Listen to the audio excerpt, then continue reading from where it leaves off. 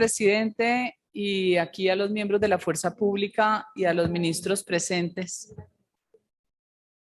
¿Cómo me gustaría tener el tiempo para contestarle a cada uno de los que considero mis contradictores políticos? La verdad, uno tiene que tener mucha paciencia para poder entender que otros sencillamente dibujan realidades de a puño con adornos y con excusas.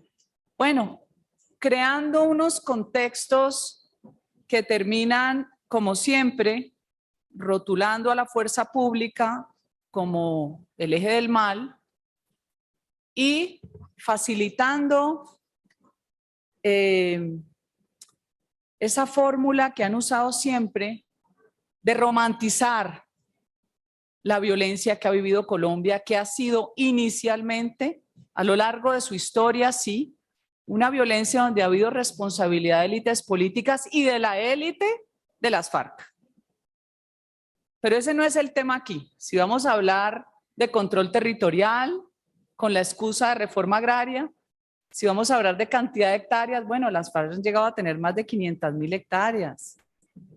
Más de 900.000 cabezas de ganado, como las tenía en la Macarena el Paisa y las tenía el Mono Jojoy. Todo eso reposa en los computadores incautados que parece que no sirvieron de nada como prueba documental y prueba fehaciente. Sirven más las historias, porque este es un país que vive de mitos para intentar tergiversar la realidad. Más de mitos y leyendas, ¿no? Que es la forma como adornan la barbarie que ha construido el colectivismo a lo largo de la historia de Colombia y del mundo. El deber constitucional de defender la patria no puede sustituirse por un servicio social. Y esta es mi respuesta a los autores de este proyecto de acto legislativo. Porque el servicio social tiene una naturaleza jurídica absolutamente distinta, ni siquiera guarda unidad de materia. 1. 2. El texto no es el apropiado. El texto que está aquí escrito equipara la prestación de un servicio militar en un Estado de Derecho como si fuera igual al reclutamiento forzado de los grupos ilegales. Bueno, ¿qué es eso? Esa manía de degradar a la fuerza pública. Así no es. Los estados, cuando construyen sus estructuras y sus instituciones, lo hacen sobre la base de la existencia de una unidad de nación. Las naciones tienen espíritu propio. Por eso muchas veces cuando se intenta hacer creaciones de nación o creaciones de estado, se van deshaciendo como lo que pasó en la antigua Yugoslavia o ha pasado en algunos otros creaciones de estado porque esa nación no siente que tenga identidad. Le pasó a la Gran Colombia, por más de que hoy intenten los progres del socialismo del siglo XXI volvernos a pegar. Esto no se va a pegar. El venezolano es venezolano y el colombiano es colombiano y el ecuatoriano es ecuatoriano. Ese sentido de nación, cuando existe y cuando hay una estructura institucional que basa su existencia en la fuerza pública, porque si no hubiera soldados y policías en el mundo, no hubiera libertad, señores. Porque si no fuera gracias a los aliados de las potencias del mundo, a grandes, que me imagino que los progres no tienen ni idea, porque ellos viven obsesionados con Bolívar y después de ahí brincan al Che Guevara. Grandes como Eisenhower, grandes como Montgomery, grandes como Patton, grandes que liberaron la humanidad del nazismo, del fascismo y después tristemente tuvieron que negociar con Stalin, que se robó un pedazo de Europa que hoy es la Europa libre. Mucho más libre que la Europa clásica que siempre la defendieron los norteamericanos y los ingleses, pero que se les olvida. Se les olvida a los franceses y a los alemanes también. Qué gusto estar uno hoy en Europa del Este.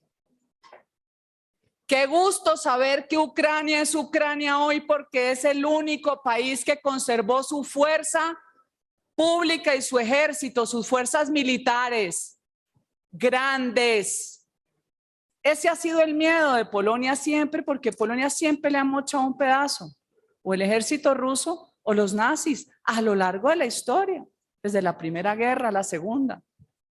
¿Cuánto le advirtió Polonia a Angela Merkel que no le entregara la seguridad energética de Alemania a Putin? Y no le creyeron. Gracias al ejército, gracias a ustedes, gracias a la sangre de los soldados y de los policías, el mundo libre es libre. Y a los amantes de Cuba, ¿será que Cuba no es un estado militarista? Qué cantidad de democracia la cubana, ¿no? Donde condenan a un muchacho de 13 años a 30 años de cárcel, o al cantante de Patria y Vida a 7 años, y allá hacen los diálogos de paz. Es que la verdad es que uno tiene que tener unos niveles de tolerancia para poder soportar tanta mentira y tanto disfraz de realidad. Pero volvamos al proyecto. Primero, mal redactado o malintencionadamente redactado, equiparando el reclutamiento militar con el reclutamiento de los grupos ilegales.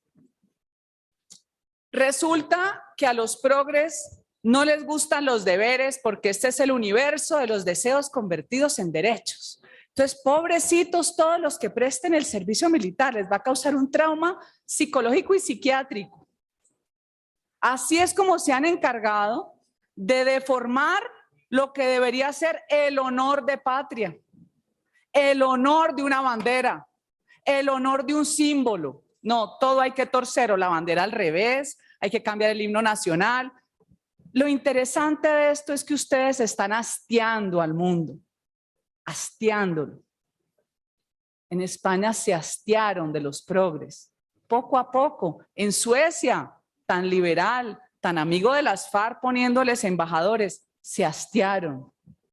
El mundo se hastía de la mentira, como le pasó a CNN, que tenía atrás un incendio, el periodista decía, todo está en paz. La gente no es estúpida. Yo comparto en que sí hay que hacer una reforma. Yo comparto eso, pero no con este proyecto. La reforma que hay que hacer podría ser imitando otros países. Por ejemplo, aquí hablan de países atrasados. Colombia es un país atrasado. Bueno, quien dice que Colombia es un país atrasado se le olvida que en Suiza es obligatorio el servicio militar obligatorio. Suiza. Creo que siempre ha estado entre los primeros 3 o 5 países en índice de libertades económicas. Suiza, obligatorio. Israel mantiene sus fronteras frente a sus adversarios y enemigos porque es obligatorio para hombres y mujeres. ¿Qué han hecho en Brasil? En Brasil es obligatorio, presidente, pero ¿sabe qué hacen inteligentemente?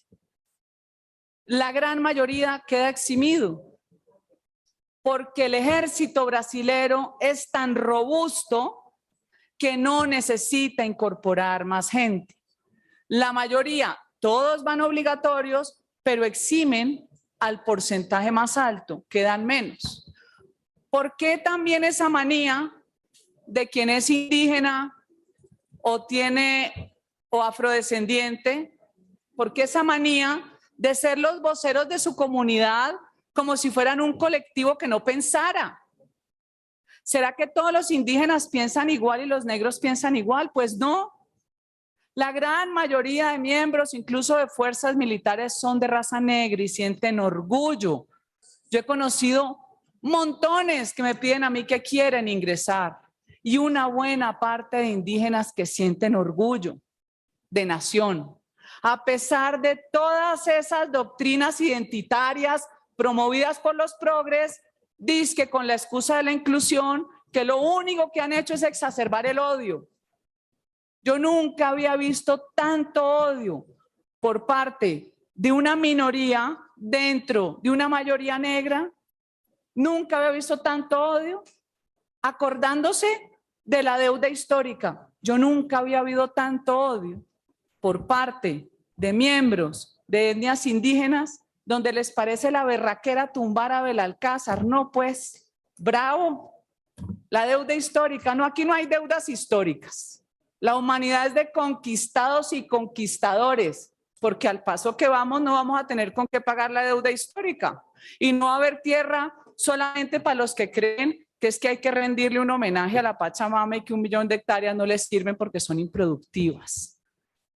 Entonces, ¿qué va a pasar con el resto de los que somos mestizos? Porque sangre indígena tenemos todos. Yo creo que el que se crea blanquito, pues son muy pocos. De pronto es otro mito, ¿no? De la diferencia racial, que ese ya lo hemos superado bastante en este país. Este proyecto no lo vamos a apoyar. Nos parece terriblemente perverso.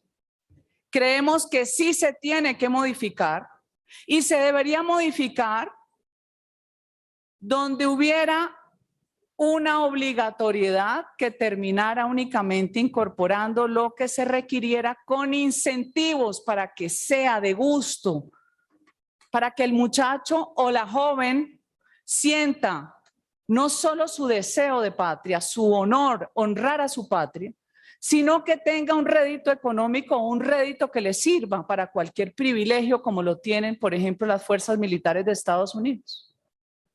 En las fuerzas militares de Estados Unidos la cantidad de privilegios son inmensos. Muchos se van a eso o se van por eso.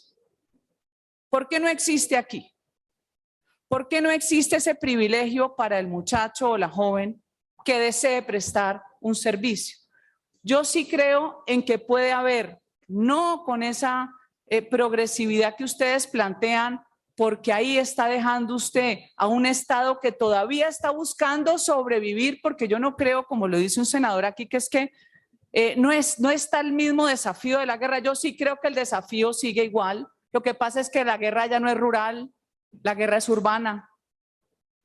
No adornen el paro nacional. El paro nacional fue una toma guerrillera financiada por el narcotráfico. El sur lo financió Majin Buu y está demostrado. Demostrado por investigaciones de fiscalía. Hay que reformar el servicio militar obligatorio, presidente, ministros, miembros de la fuerza pública, dando un mejoramiento en los incentivos de incorporación, dando la probabilidad de que el ejército sea tan robusto que no necesite incorporar muchachos, porque estoy de acuerdo, son muchachos que no tienen destrezas. Muchos de los problemas en los que se mete el ejército hoy es por soldados regulares, no por soldados profesionales. Pero no es imaginándonos que como vivimos en el país de las maravillas y de la paz total, con 80 muertos, ya no sé ni cuántas masacres van, porque a Duque le contaban cada muerto, ¿no?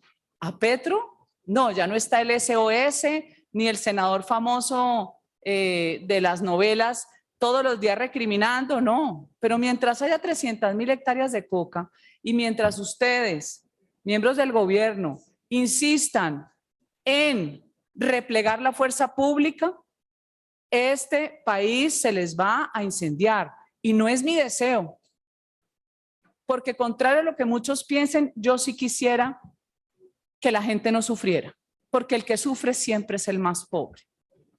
Yo los invito a que no presionen un proyecto de esta magnitud que le hace daño a la estabilidad de la fuerza pública, sino que construyamos algo que sea más acorde al sentido común y más alejado a las ideas progresistas.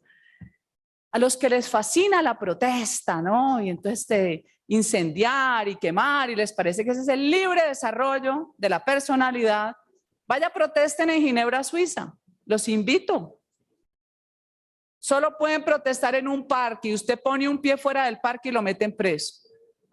País bien civilizado, ¿no? Pero como aquí están acostumbrados a golpear policías, a quemar policías, a destruir, y a que después simplemente la protesta social y la emoción los convierta en víctimas, pues a este paso no vamos a tener Estado porque no vamos a tener instituciones. Y el día que no existan, ahí sí vamos a ver lo que es la no civilización, la no construcción de país a pesar de las ideas distintas.